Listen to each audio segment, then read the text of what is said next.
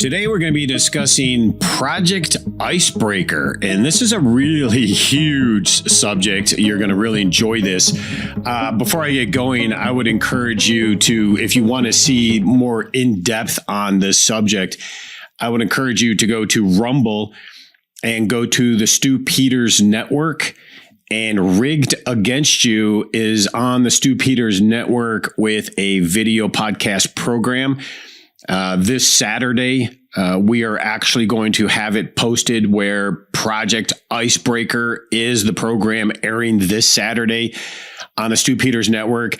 If you have not gone to Rumble, if you're not part of Rumble, I highly encourage you subscribe or just download the app, go to Rumble frequently. That is where the free speech right now is allowed. The Stu Peters Network is a pretty on fire group of people.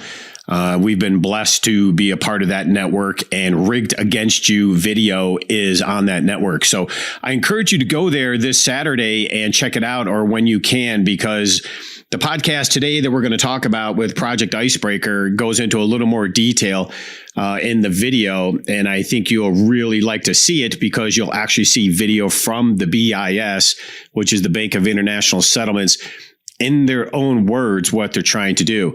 And then next week, this is an unbelievable timing. Next week, you're not going to want to miss this podcast because what we're talking about in Icebreaker just had a major revelation and a major event take place. And next week, we're going to talk about it. I can't believe how quick this is moving, but this is a really big deal. So let me get into this because Project Icebreaker really is what we would call the end game. Icebreaker is SWIFT. So for those not familiar with SWIFT, it is the interbank money transfer system. The United States controls the financial system worldwide because we controlled the SWIFT. And it was a way that a bank in America could pay, let's say, a bank in Japan, business or any type of exchange of currency. The SWIFT allowed the systems or the countries to exchange their currencies and pay one another. And the United States controls SWIFT to the point where they use SWIFT as blackmail. They use it as extortion. They just do. There was a French bank a few years ago that was doing business with Iran. And at the time, that was against the sanctions. And so the Obama administration fined that French bank $5 billion. And if they didn't pay up, they were going to be cut off of the SWIFT. If you don't have yourself in the SWIFT, then you might as well give it up because you can no longer do business outside your country. So it was a very powerful tool that the United States had because we were, and I mean were, the reserve currency in a unipolar world. Ever since the war with Russia, we've ruined that. It is now a multipolar world dominated by, well, as the BRICS are going to be developing commodity-backed currencies and Russia and China gold-backed currencies. But the SWIFT was it. It was the way people transferred money, but it wasn't 24/7. There were some things that you're going to understand here that here's the pitch anyway that the BIS is giving us. But the Icebreaker hub that comes from the Bank of International Settlements. Now, this is a big deal because the BIS is the Bank of International Settlements.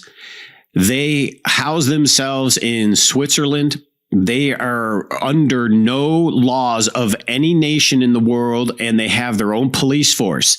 It would be considered the central bank of central banks. They are the ones calling the shots. They are the ones coordinating the global central banks. Those are the ones in the mahogany room. Okay, if you know what I mean. They are the global Luciferian power elite. They're probably the darkest elements of the financial system. And the BIS is looking to run the show. Wait until next week when you hear this. But the Icebreaker hub comes from the BIS. They're introducing it. And that's why I encourage you to go to Rumble, Stu Peters Network, and look up Rigged Against You this Saturday, because you're going to want to see those videos attached to this subject of Project Icebreaker. But what's interesting about the SWIFT, and now what Icebreaker is, but SWIFT is that the United States used it to control people. And the Russians and the Chinese kind of got wind of this years ago. Russia had developed their own form of a SWIFT. And so they have the ability to do financial transactions. Honestly, it's a big part of why I think, there's many reasons, but one of the reasons why the United States is going to war with Russia using Ukraine as the proxy. Same thing that Iraq and Libya did. They tried to develop or actually sell oil with other currencies. And of course, that violated the petrodollar. And the petrodollar is what made America what it is today. Of course, that's blown up. And the Saudis told us that in Davos. Petrodollar is now gone. I think the United States has been making calculated, horrific errors. I think the whole thing with Russia was a very bad move, backfiring tremendously. And now we have a multipolar world. The U.S. dollar is no longer dominant. Even our allies like France and India and Malaysia, all sorts of countries coming out saying the dollar is really no longer relevant. That's huge. So France and Russia, Russia and China and others had already developed a form of SWIFT. So they had the ability to transfer money back and forth to each other without using the U.S. SWIFT, which is a big deal because if countries are starting to do financial transactions without SWIFT, then the U.S. has no leverage over them. Now that we're losing our reserve status, we're not going to have leverage anyway. This is a really big deal because without the reserve currency, what leverage do we have to put sanctions on somebody? You see, the bully in the classroom is getting ready to get smoked, and it's going to have tremendous impact on we the people as far as our inflation and our future, because you're going to see coming soon how the supply chain changes, how countries start treating America changes. We did have a great military. I don't know what the way they're going woke if they're going to be as good anymore, but this is a really huge deal. So they get into talking about in the video it was produced by the BIS.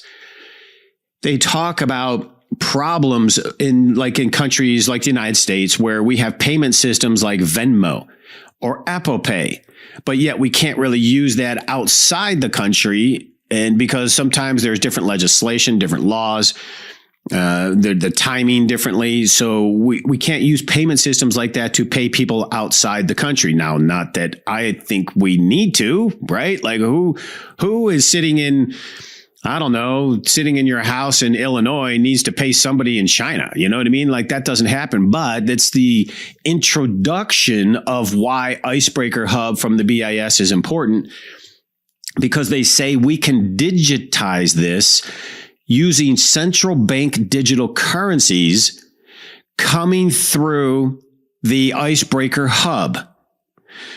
So central bank digital currencies will come through the Icebreaker Hub, and people can pay and start doing financial transactions with each other all over the world using their own nation's central bank digital currency. So you're seeing this push, obviously, for each nation to have their own central bank digital currency. We're seeing it here in the United States. I'm not so sure they're going to get away with it here. We still have too many guns, and is definitely a loss of freedom. Most of us have heard the central bank digital currency already. It is a programmable money. It is a blockchain-based money from a digital point of view. And the way they want to do it, it will be digital money. And if you remember, for those that don't, let me explain that Obama probably is Obama. I think Obama's calling all the shots right now anyway with Valerie Jarrett. It's definitely not Biden, but Biden made a nominee, I forget her name, but she truly was from the school of Lenin. She was a true communist. Her papers got her disqualified, but Biden put her up as the currency comptroller of currency, which means she would have been the boss of all the U.S. banking policy and banks in the United States. And one of the main things they were trying to do when Biden first got in is they wanted all the banks to report any transaction over $600 directly to the IRS and to the Federal Reserve. Think about that. Now, thank God for right now that failed, because number one, logistically, and two, the banks were like, no way. And three, if the people really knew that was happening, you would absolutely flip out, because who needs that? That is such an intrusion of privacy. But they tried, and thankfully it failed. Her papers disqualified her. Thank God some senators woke up and realized this lady's too extreme. Get her out of here. It didn't work. But the idea is to develop a central bank digital currency. If we allow our country to do that, we absolutely must say no to a digital dollar. Don't use a digital dollar, or you absolutely are guilty, and you will become the enemy because you're using it. It's just not, don't do it. Because if we don't accept it, we don't allow them to do it, we, the people, can take over and say, no, we want our currency. If they gain full control of a digital dollar, it would become programmable. Meaning, you talk about censorship. You want to talk about oh my gosh, think about what they would do if you are non-compliant, if you are not doing what they tell you to do. Think about it for a minute. It'll get to a point where they will monitor every single transaction. So let's say you're eating too much red meat. And they'll know, because every transaction is calculated. It's going directly to the IRS, going directly to the Federal Reserve. And it's going into a database, and they can say, hey, John Doe, you're eating too much red meat. You're contributing too much to climate crisis, which is total bullcrap. But cow farts, right? You got to be kidding me. Let's not talk about volcanoes. This whole climate thing is one big BS line. It's just not true. Obviously, we have certain issues, but for 40, 50 years, they've been screaming about global warming, and every time they're wrong. It is not about the climate. It is everything to do to bring us to our knees, to put us in a slave state so they can control every move we're doing. And this is a great example. But programmable money from the CBDC currency, they can say, you know what, you're eating too much red meat. You're contributing to a global climate problem. You either stop eating meat, or we'll shut your money off. Or worse yet, your health insurance company calls you up. Yeah, you're eating too much red meat. You're contributing to global, climate crisis. We're going to cancel your policy. This is an example of programmable money. Let's say you're not in line with the politics, which obviously we would not, right? The left is completely lunatic, fascist, commie, socialist, Marxist, not a happening, right? And you even got the rhinos on the Republican side joining to some extent.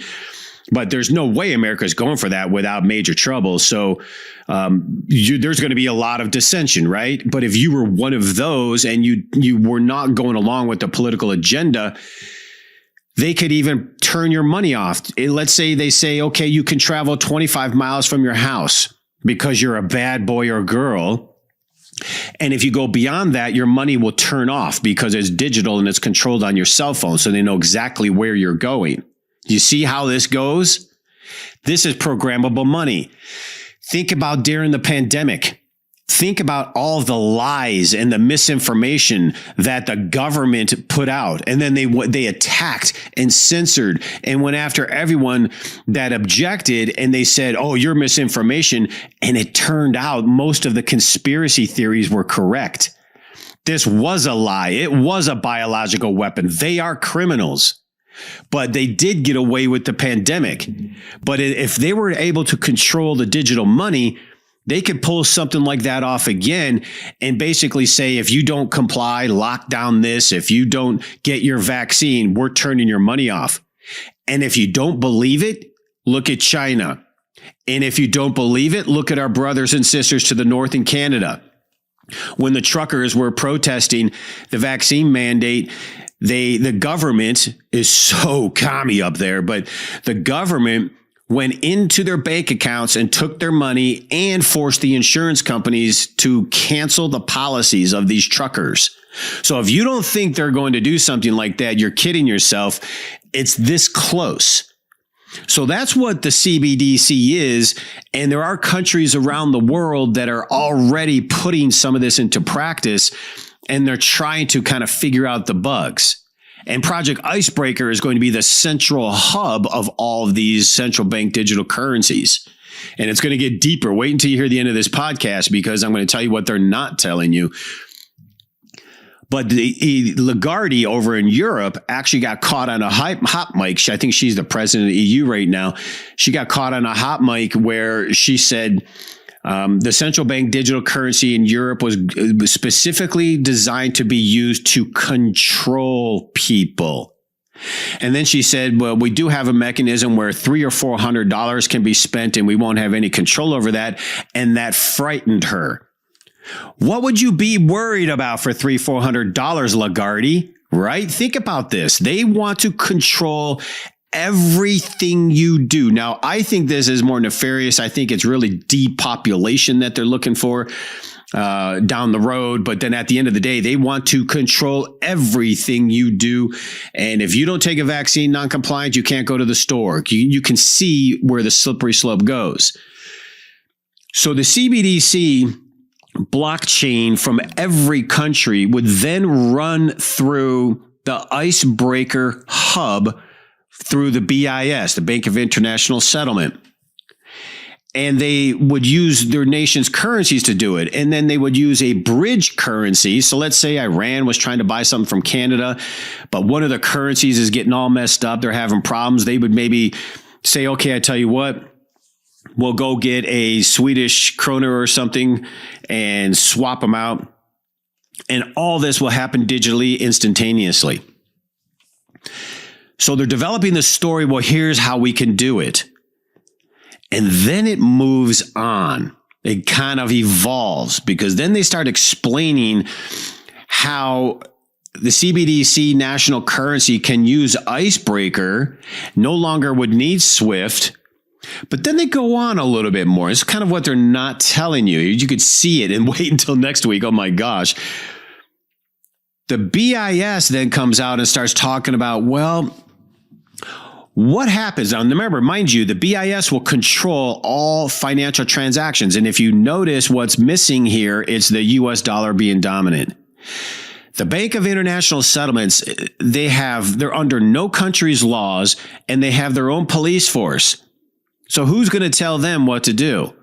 And if they're running all the currency around the world, what's to keep them from making demands? If you want to use our system, you have to do A or have to do B. What if the BIS came out and said, well, if you're not being ESG, environmental or socially governed bullcrap, or if you didn't get your vaccines as a company or mandate it, then you're not allowed to use the money. Do you see where the slippery slope of that goes, right? So the BIS can start laying out these demands. Well, that's the BIS in control, because who's in control of the BIS? Remember, they're the central bank of all the central banks. So the BIS tells our Federal Reserve what to do. Who are these guys or girls in the mahogany room in that building, right? These are the Luciferians of Luciferians. I'm telling you, the darkest of dark in the financial system. But then it evolves a little bit more. Think about this for a second. Well, we're having problems with some countries, or like we have sanctions on Russia, and there's these issues, and maybe instead of having central bank digital currencies for every country, why don't we just have, let's say, BIS will create its own central bank digital currency?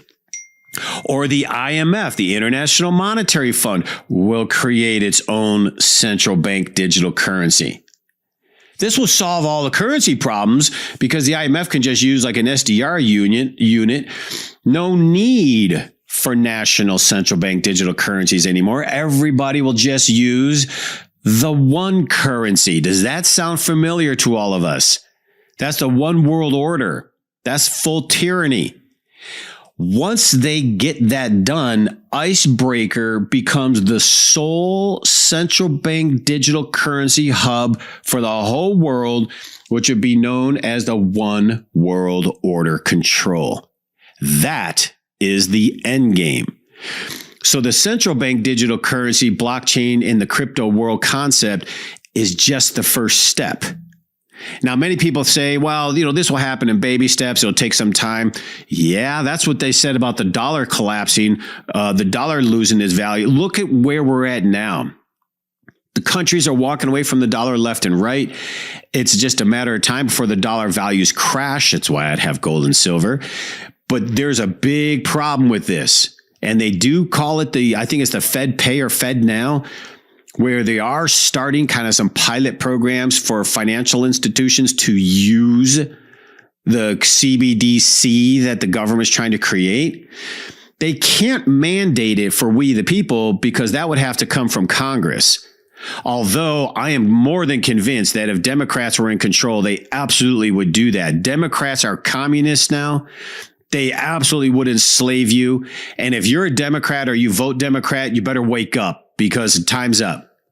This isn't the old blue dog Democrat party anymore. These are communists. And if you're a communist, I don't know. The Army taught me there's no good communist, but a dead communist. I thought that was kind of interesting because now we got them running our country. So we got kind of a problem here of how we're going to resolve this, except we, the people, maybe just wake up and just say no. That's all we have to do. Don't use it, say no, and start standing up.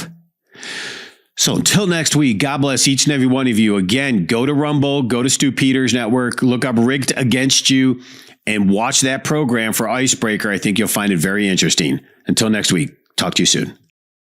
With all of the recent changes in the political and financial markets, there has never been a better time than right now to invest in silver and gold. When governments simply print billions of dollars in paper money in hopes of solving financial shortfalls, you know that it is time to buy and hold assets of true and lasting value. Free information is available to you right now by calling 888-747-3309. Whether you are a new investor or you're interested in preserving the value of your retirement accounts, we make it easy for you to make smart decisions for your financial future. The specialists at Cornerstone are here to serve you, work to satisfy your retirement goals, and communicate with respect. Call us right now at 888-747-3309. That's 888-747-3309. Or visit us online at cornerstoneassetmetals.com. That's cornerstoneassetmetals.com.